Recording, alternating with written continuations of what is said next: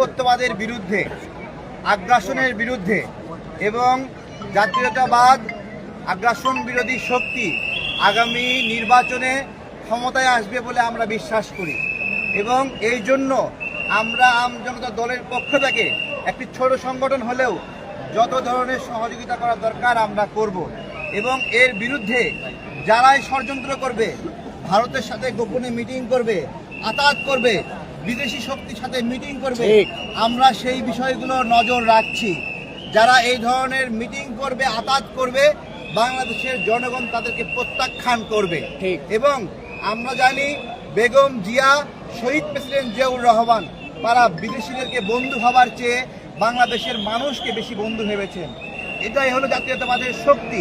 বেগম জিয়া, শহীদ president Ziaur Rahman তাদের যে চিন্তা, আদর্শ, আমরা এই বিষয়গুলো এইভাবেই বুঝি যে দেশের মানুষকে সবচেয়ে বেশি গুরুত্ব দিতে হবে এবং বলতে হবে সবার আগে বাংলাদেশ, সবার আগে বাংলাদেশ।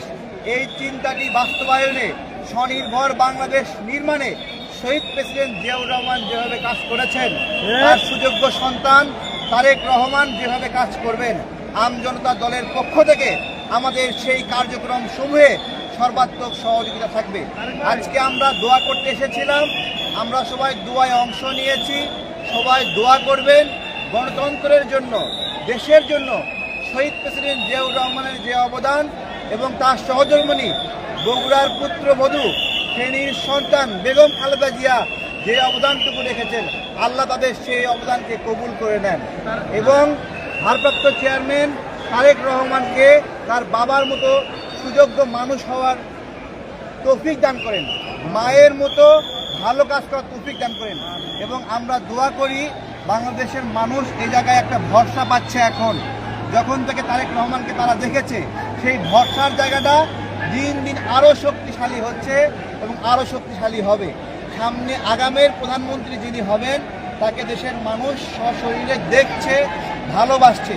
আমরা মনে করি বিভিন্ন ষড়যন্ত্র হচ্ছে, কিন্তু যখন টেকনাফ থেকে তেঁতুলিয়া বাংলাদেশের পক্ষে বাংলাদেশপন্থীরা মার্চ শুরু করবে, তখন ষড়যন্ত্রকারীরা লেজ গুটিয়ে পালাবে।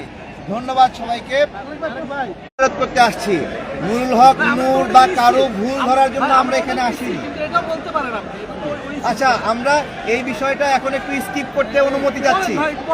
ঠিক আছে, ঠিকই আছে।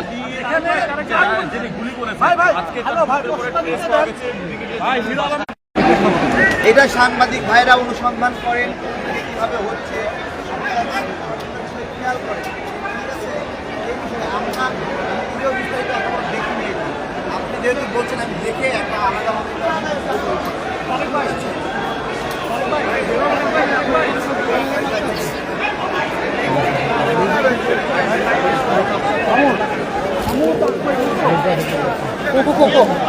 ধন্যবাদ যারা লাইভে সংযুক্ত ছিলেন, সবাইকে ধন্যবাদ।